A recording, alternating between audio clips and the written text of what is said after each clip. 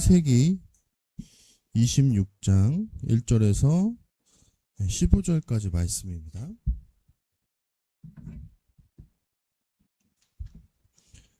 창세기 26장 15절에서 25절까지 말씀을 저와 여러분이 교독하겠습니다.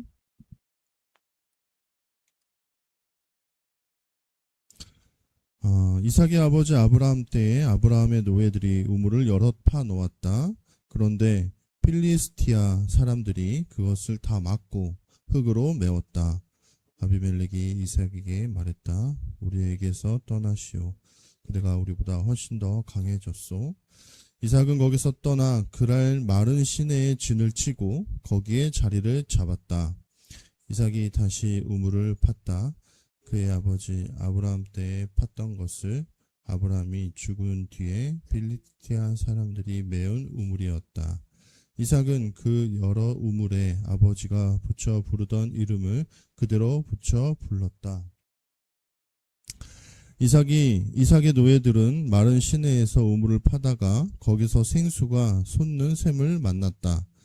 그런데 그날에 모두들이 이삭의 목자들과 다투며 말했다. 그 물은 우리 거야. 그래서 이삭이 그 우물의 이름을 에색이라고 불렀다. 그들이 이삭과 말다툼했기 때문입니다. 이삭의 목자들이 다른 우물을 팠는데 이를 두고서도 다툼이 일어났다. 그래서 그 우물의 이름은 시트나라고 불렀다. 이삭은 거기서 옮겨 다른 우물을 팠는데 이를 두고서는 다툼이 일어나지 않았다.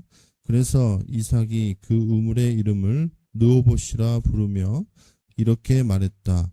여호와께서 이제 우리에게 자리를 넓게 마련해 주셨으므로 우리가 이 땅에서 번성할 거야. 이삭은 거기서 브엘세바로 올라갔다. 여호와께서 그날 밤에 이삭에게 나타나 말씀하셨다. 나는 너의 아버지 아브라함의 하나님이다. 두려워하지 말라. 내가 너와 함께 있어 너에게 복을 내리고 너의 후손을 많아지게 하마. 나의 종 아브라함을 생각해서 그렇게 하마. 함께 있습니다. 이삭은 거기서 전을 만들고 여호와의 이름을 불렀다. 거기에 이삭이 천막을 쳤고 거기에 이삭의 노예들이 우물을 팠다. 아멘. 오늘은 내어주고 내어줄 때라는 제목으로 함께 말씀을 나누도록 하겠습니다. 우리 더운 여름이 지속되고 있어서 또 여러 가지 탈이 나고 어린아이를 데리고 올 수 없고 그래가지고 또 저희 공간에도 예배하는 인원이 또 조금 줄었습니다. 그런데 언제라도 다음 주에는 또 제가 새로운 친구는 아니지만 몇 번 온 친구지만 또 차에 태워서 같이 예배를 나오기로 약속을 했고 온라인으로라도 녹화를 해서 함께 걷는 교회 예배가 누군가와 함께 드려지기를 소원하는 마음으로 이렇게 오늘부터 또 다시 새로운 형태의 온라인 예배를 드렸습니다. 사실은 온라인 예배를 하면요 폼이 많이 들어요. 막 PPT도 넘겨야 될 사람도 필요하고 세팅을 해야 되고요. 막 또 다시 처분했던 장비들이 필요해질 수도 있고 막 그렇습니다. 그럼에도 불구하고 그런 일들을 잘 감당해 나가려고 하고요. 함께 걷는 교회에 하는 일들을 위해서 또 함께 기도해 주셨으면 좋겠습니다. 어제는 또 새로운 어떤 분의 그 갑작스러운 방문이 있었어요. 그래서 그런 좀 복음을 제시하고 또 제발 하나님을 믿기를 그리고 잘 살아남으시기를 이런 격려를 했던 시간들도 있었습니다. 그리고 저희 함께 걷는 교회가 하고 있는 그 처음으로 만들어낸 그 소그룹 교재가 있습니다. 기존에 있던 것을 좀 편집도 하고 예화도 바꾸고 그리고 좀 더 확장시켜가지고 8과의 제목으로 나누었고요. 어제까지 해가지고 첫 번째 일기라고 해야 될까요? 어떨까요? 모르겠지만 첫 번째 모임을 다 진행하였습니다. 그런 내용도 또 함께 궁금하신 분들은 문의해 주셔도 됩니다. 함께 말씀을 나누겠습니다. 창세기 26장 15절에서 25절까지 말씀, 내어주고 내어줄 때라는 제목으로 말씀을 나눕니다. 건축가 중에 아주 유명한 교수님이 있으시죠? 유현준 교수님이라는 분이 최근에 자기의 유튜브에 어떤 교회를 하나 소개했습니다. 그래서 그 유현준 교수님이 아마 디자인하고 그 팀이 이렇게 시공을 다 맡은 그런 건물인 것 같아요. 제가 예전에 저도 살았던 적이 있는 은평구라는 곳에 한 교회를 소개했습니다. 이 교회는 원래 되게 전통적인 교회였어요. 그리고 그 교회를 어떻게 만들었냐면 성도들이 그 빨간색 벽돌 있지 않습니까? 그것을 하나하나 막 이렇게 붙여서 이렇게 만들었습니다. 그러니까 교인들의 그 땀과 애씀이 들어간 그러한 건물이었어요. 뭐 지금은 상상도 할 수 없는 일이죠. 교인들이 막 그 흙을 짊어매고 벽돌을 나르고 해가지고 시멘트를 바르고 해서 건물을 쌓는다는 게 정말 말이 안 되는 일처럼 느껴지지만 예전에 신앙의 선배들은요, 그것을 하나님 앞에 어떤 기쁨과 감사함으로 감당해내는 그러한 신앙의 역사들도 있었습니다. 그런데 아무리 그것이 귀하게 지어지고 성도들의 어떤 노력과 헌금과 헌신으로 지어졌어도 시간이 지나면요, 그 건물은 좀 위험해질 수 있습니다. 구조적으로도 그렇고 어떤 모양이나 편리성에 의해서도 아주 어려움이 있습니다. 그래서 이 교회는 그 건축을 새롭게 하기로 합니다. 제가 그 유튜브를 보면서 가장 그 눈에 띄게 멋있었다라고 생각했던 건 뭐냐면, 그 교회는요 아주 좁은 그 골목 사이에 있습니다. 그래서 이쪽으로도 아주 좁은 차가 간신히 한 대 들어갈 수 있을 만한 그런 작은 그런 골목이 하나 있고 막 그래요. 그런 골목들로 이렇게 지어져 있어요. 그러니까 얼마나 그 주변에 있는 주민들과 가까이에 있겠습니까? 그래서 이 교회가 선택한 것이 있습니다. 뭐냐면 교회와 교회, 골목과 골목 사이를 그냥 교회 앞마당이 쑥 지나가게끔 하는 겁니다. 그래서 교회 앞마당을 건물과 건물 사이에 잔디밭으로 이렇게 만들어 버렸어요. 그래서 거기에서 주민들이 편하게 그냥 통행할 수도 있고, 그래서 쉴 수도 있고, 할 수 있는 그런 모습으로 바꾼 게 너무나 좋다라는 생각을 했습니다. 이제는 건축을 하려면 저렇게 해야 하지 않나? 정말 좀 더 주민들과 함께 할 수 있는 그러한 교회의 모습. 울타리를 세워놓고, 뭐, 담을 막 이렇게 으리으리하게 짓고 하는 것이 아니라, 오히려 그런 것들을 허물고, 누구라도 쉽게, 꼭 신앙이 없더라도, 교회에서 편하게 쉴 수 있게 하는 것이 참 좋지 않을까 하는 생각을 하게 됐습니다. 사실 요즘은요, 점점 더 자기의 공간, 내 공간을 누구도 침범할 수 없게끔 만드는 것이 관례가 되고 있습니다. 왜냐하면 세상이 너무나 흉흉합니다. 저도 제가 사는 아파트에 왜 스크린 도어가 없을까 하는 불만을 가끔 갖거든요. 왜냐하면 가끔 이단들이나 불특정한 분들이 오셔서 돌아다니는 걸 볼 때 혹여나 우리의 그 가족이, 우리의 자녀들이 위험에 처하지는 않을까 하는 그런 두려움 때문에 좀 그런 것들을 좀 달아주면 좋겠다 하는 생각들을 하곤 합니다. 다 그렇습니다. 뭐 지하실로 들어가야지만, 뭐 지하주차장으로 들어가야지만 통행이 가능하고, 위에도 아래에도 다 번호키를 누르고 들어갑니다. 건물뿐만 아니라 요즘은 교회도 그렇죠. 우리의 교회에 재산이 많습니다. 고급 악기들이 많고요. 아주 으리으리하게 지어놨기 때문에 뭐 하나라도 강도당할까봐, 도둑 맞을까봐 보안을 굉장히 철저하게 하는 그러한 모습들을 갖고 있습니다. 근데 한 20년 전쯤인가요? 한 대형 교회가 시사 프로그램에서 다루어진 적이 있었어요. 그 교회는 교인 수가 워낙 많기 때문에 교회의 밖에 있는 가건물, 그러니까 주차 타워를 따로 만들어 놓았습니다. 그리고 여기를 교인들이 이용할 수 있게끔 했습니다. 근데 교인들이 주로 이용하는 시간은요, 주일 하루에 지나지 않잖아요. 어쩌다 이제 교회 봉사나 이런 것들이 있으면 토요일에도 오시는 분들이 있기는 하지만 대부분은 주일 하루나 토요일 반짝 잠깐 사용하기 위해서 그 어마어마한 몇 층짜리 그 주차 타워를 그 교회는 갖고 있었거든요. 근데 문제는 그런 것이었어요. 평일에는요, 그 누구도 드나들 수가 없는 겁니다.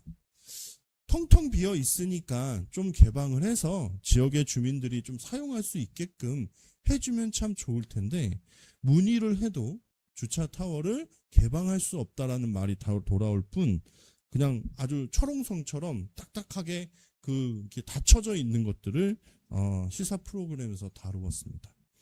그러나 요즘은요, 그렇지 않습니다.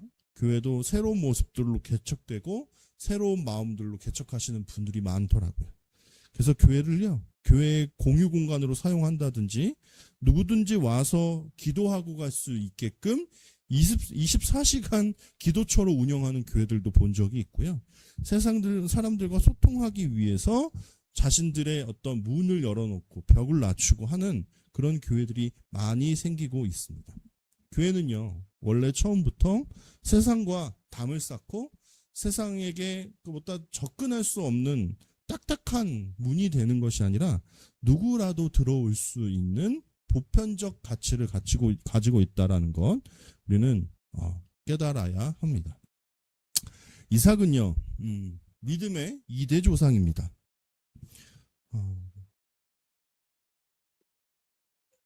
지난 시간까지 우리가 다룬 것처럼 아브라함의 신앙의 유산이 그대로 이삭에게 이전됐습니다. 전이 됐습니다.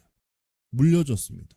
아니요, 오히려 아브라함보다 훨씬 더 젊은 나이에 하나님을 향한 순전한 신앙을 가진 사람입니다.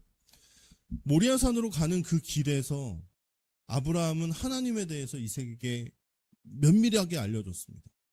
그런데 아무리 봐도 이삭을 잡고 이삭을 죽이려고 하는 그 모든 과정에서 이삭과 협의가 되지 않았다면, 즉 이삭이 그 자신의 몸을 제물로 드리는 것을 동의하지 않으면 도대체 아브라함은 이삭을 드릴 수 없는 환경 속에 있어요.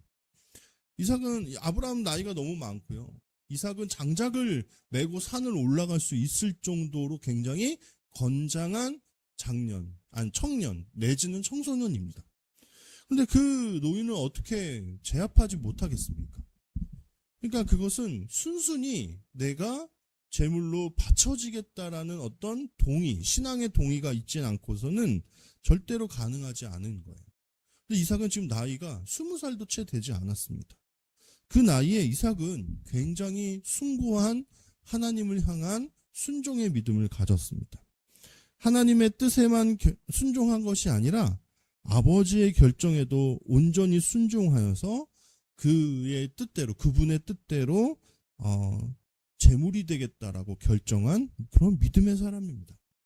자신이 죽임당할 수 있는데 아버지와 하나님의 그리고 그 자신의 인생을 바치는 그런 순수한 제물이 되기로 결정했던 사람이죠. 그런데 되게 이상하게요, 이삭이라는 사람에 대한 분량이 굉장히 서운할 정도로 적습니다. 그러니까 창세기는요, 마치 4권의 책으로 이루어져 있는 것처럼 보여요. 크게는 일반 역사 11장까지 이어지는 바벨론 탑의 이야기로 끝나는 11장까지의 일반 역사가 딱 그려지고요. 그 다음부터는 아브라함의 이야기가 한 25장, 26장까지 이어집니다. 그리고 이삭의 이야기는 잠깐 한 3-4장 나오다가 싹 사라지고 다시 야곱의 이야기가 길게, 그리고 그 다음은 요셉의 이야기가 길게 진행되면서 끝나요. 근데 우리가 출애굽기나 이런 데에서도 계속 어떤 고백을 받습니까? 하나님은 어떤 분이라고요? 아브라함과 이삭과 야곱의 하나님이라고 계속 고백받을 만큼 이삭은 굉장히 중요한 믿음의 조상인데 그 사람의 그 분량이 너무나도 서운할 정도로 없다라는 거예요. 아브라함처럼 용맹한 모습을 보인 것도 아니고요. 그리고 스펙타클한 대모험을 한 것도 아닙니다. 그냥 이삭은 되게 무색하고 무치해요. 되게 멋이 없습니다. 그냥 되게 순순히 그냥 삶을 그냥 받아들인 사람처럼 이렇게 쓱싹 이렇게 스킵되는 것 같은 그런 생각이 들어요. 그냥 자기의 아내 리브간을 만났던 어떤 좀 특별한 경험. 아비멜렉에게 또 아버지와 같이 아내를 내어줄 뻔한 이야기 한 번. 그리고 그 다음은 아들들에게 축복을 줘야 되는데 둘째 아들에게 속아서 장자 축복을 준 사건으로 그 이야기가 끝나버립니다. 심지어 이삭의 가장 중요한 활약상이 담긴 장이 오늘 우리가 읽은 장이거든요. 근데 그것은 그냥 자기가 판 우물을 계속 양보해 준 것에 지나지 않는 그러한 이야기로 되게 재미없게 그의 인생이 그냥 쓱 지나가 버리는 것을 볼 수 있습니다. 그러면 하나님께서는 왜 이삭의 그런 이야기를 담으셨을까요? 이삭을 통해서 우리는 무엇을 배울 수 있을까요? 무엇을 잘했길래 우리는 그를 믿음의 조상이라고 일컫는 것일까요? 여러분 15절을 한번 보십시오. 15절에 보시면 그 지역의 사람들이 아브라함의 때에 파놓은 우물들을 다 막아버립니다. 그러니까 이것은 지금으로 따지면 유전을 가지고 전쟁하는 것과 똑같은 기득권 싸움이에요. 그 당시에는 가축을 키우고요. 뭐 농경을 했는지 안 했는지 정확히는 알 수는 없지만 가장 중요한 게 가축이거든요. 가축이 있다라는 것은 무엇이 가장 중요합니까? 우물이 중요합니다. 그 가축들을 열심히 먹일 수 있는 그런 우물이 너무 중요하거든요. 그런데 그 우물을 그 동네 사람들이 시기해서 막아버렸습니다. 아브라함은 되게 용맹하잖아요. 사자에 비유하잖아요. 그래서 아브라함 때에는 건들지도 못하고 얼씬거리지도 못하다가 그의 그 아들 이삭이 좀 사람이 좀 순한 것 같고 되게 그냥 얌전한 것 같으니까 그의 때에 와서 이렇게 시비를 걸고 싸움을 걸어온 것이 아닌가 하는 생각을 하게 됩니다. 근데 16절을 보십시오. 16절을 보니까 이렇게 되어 있습니다. 아비멜렉이 이삭에게 말했다. 우리에게서 떠나시오. 그대가 우리보다 훨씬 더 강해졌소. 아비멜렉은 어떤 사람입니까? 아브라함 때에 아브라함과 어떤 언약, 조약을 맺은 사람입니다. 그랄 땅에서 아브라함이 편하게 잘 살 수 있도록 아비멜렉과 약속을 했습니다. 여러분 기억하십시오. 아브라함 때의 아비멜렉이 지금의 때의 아비멜렉과 동일한 인물인지 아닌지는 정확하게 알 수 없습니다. 왜냐하면 아비멜렉도 어떤 개인의 이름이 아니라 그 부족의 왕의 이름일 가능성, 족장의 이름일 가능성이, 호칭일 가능성이 굉장히 크기 때문입니다. 사람이 바뀌어서인지 아니면 그 사람의 마음이 바뀌어서인지는 모르겠지만 이젠 이삭이 자기보다 더 강성해지고 굴러들어온 돌이잖아요. 이삭과 아브라함 가족은. 근데 그들이 더 강성해지는 모습을 보니까 그를 가까이 하는 것이 굉장히 부담스럽다라는 생각을 합니다. 왜냐하면 그 지역에 있는 많은 풀과 물을 이삭의 집짐승들이 다 차지할까봐 그 꼴을 보기가 싫었던 겁니다. 그런데 이삭은 어떻습니까? 17절을 보니까 그냥 순순히 떠납니다. 이렇게 되어 있어요. 이삭은 거기서 떠나 그랄 마른 시내에 진을 치고 거기에서 자리를 잡았다. 떠났습니다. 양보했습니다. 그런데 어떠한 땅을 골라서 떠났습니까? 마른 시내를 골랐습니다. 아니, 여러분 지금 가축들을 데리고 가야 되잖아요. 그러면 어떻게든 물이 많은 곳을 골라야 되잖아요. 그런데 마른 시냇가에 자리를 잡았다라는 건 뭐예요? 분쟁하기가 싫은 겁니다. 다투기가 싫은 거예요. 문제를 일으키기가 싫었던 겁니다. 그래서 질투하지 않을 땅, 누구도 부러워하지 않을 땅을 골라서 지금 이삭은 자리를 잡은 거예요. 마른 시내를 찾았어요. 그런데 이어서 18절 보십시오. 어떤 일이 일어납니까? 그 마른 시내를 팠는데, 종들이 팠는데 거기서 생수가 솟는 것들을 발견합니다. 그러니까 다시 그랄의 목자들이 와가지고 막 또 시비를 거요. 이거 원래 우리 거다. 우리 땅에서 난 거니까 우리 거야. 그러면 여러분 이쯤 되면 한번 싸워야 되지 않습니까? 여러분 이삭에게는요 아브라함 때에 그 거닐었던 많은 수의 노예들이 있어요. 그 노예들은요 뭐 하는 사람들이에요? 집안일을 이렇게 돌보는 사람들이기도 하지만 그들은 언제든지 무장이 가능한 사람이에요. 아브라함이 318명을 데리고 자기의 조카 롯을 찾으러 갔던 것을 기억해 보십시오. 그 힘과 그 재력이 없어졌겠습니까? 아니요. 지금 이삭 때에 오히려 더 많이 불어났다라고 지금 고백하고 있어요. 앞에 우리가 읽지는 않았지만 그 부분들을 찾아보면요. 근데 경쟁이 안 되겠습니까? 싸움이 안 되겠습니까?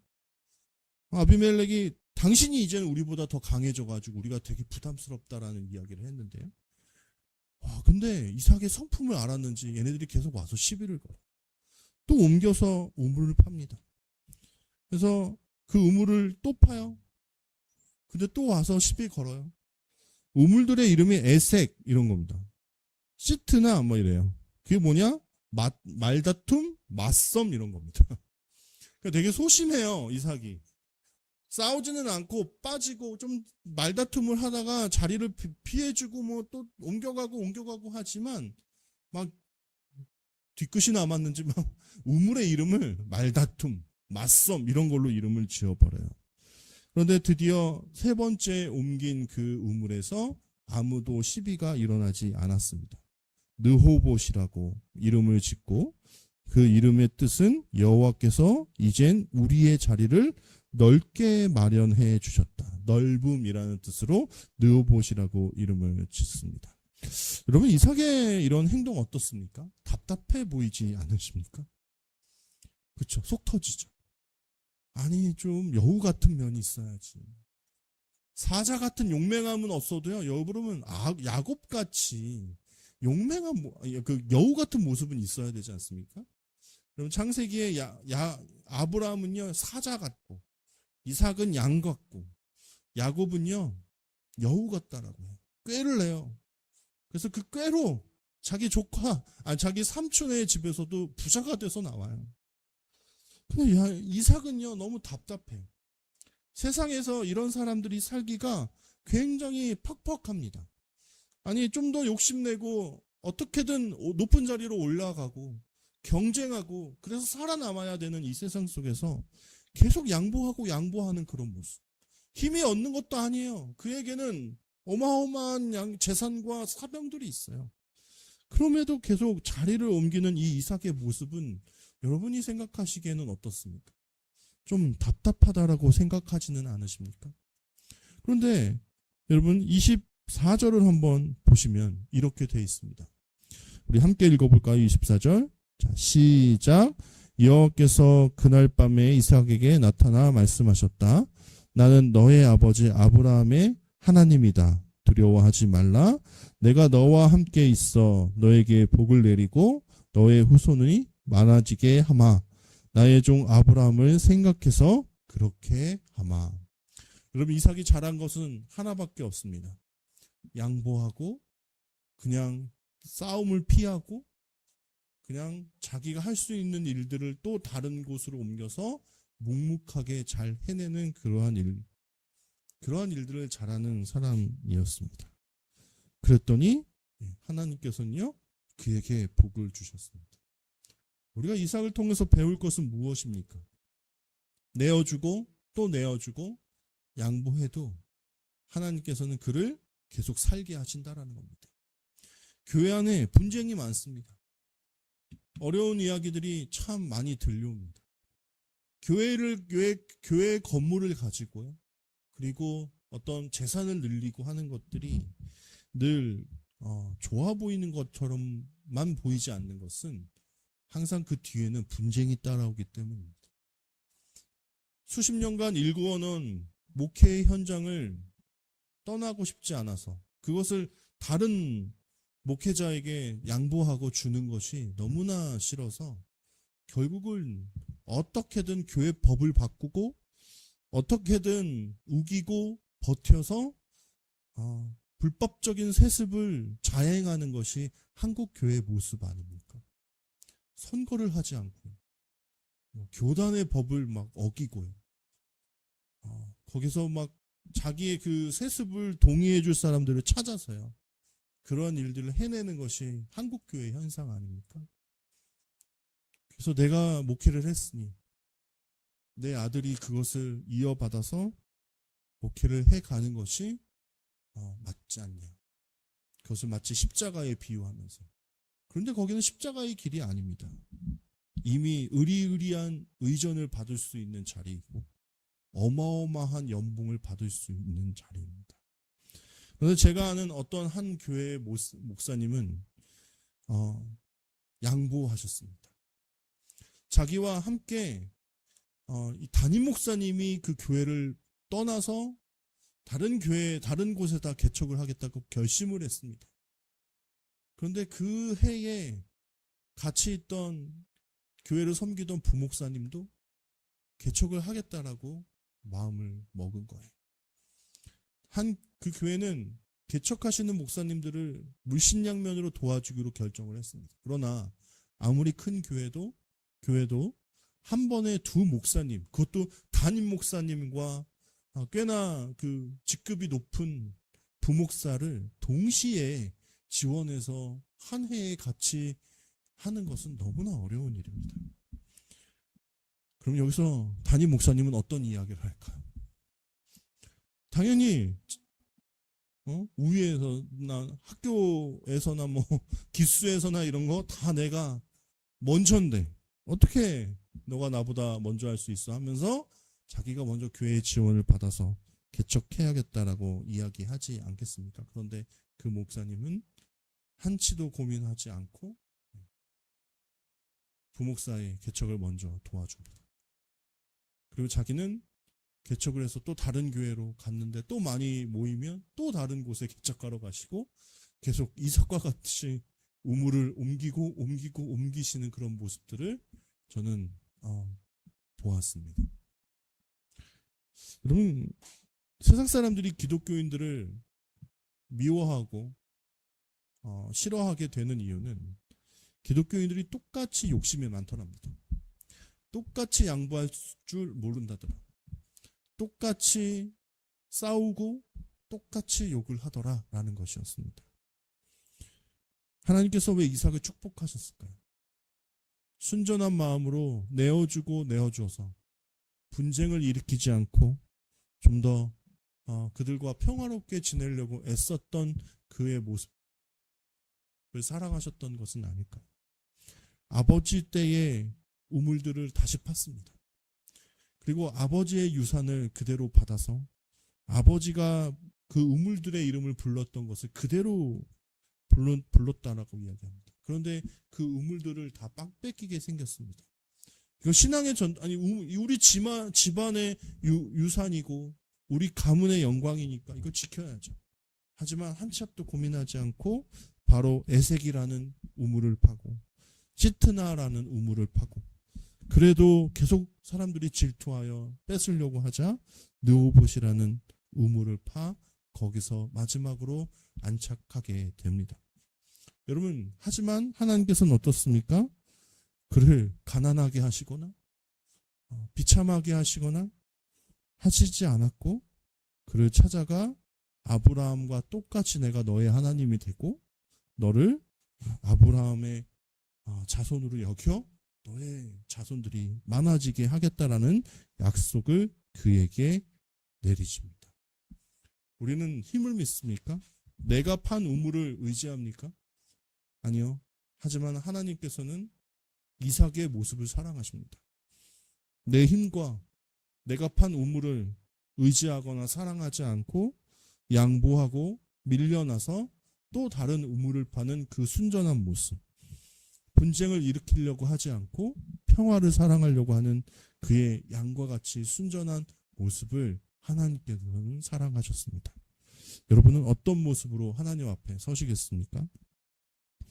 이삭처럼 순전하게 이 세상 사람들에게 내 옆 지인들에게 내 것을 내어주고 내어줘도 나는 하나님께서 채우실 거다라는 생각으로 사시는 저와 여러분이 되시기를 간절히 소원합니다. 함께 이 시간 기도하겠습니다.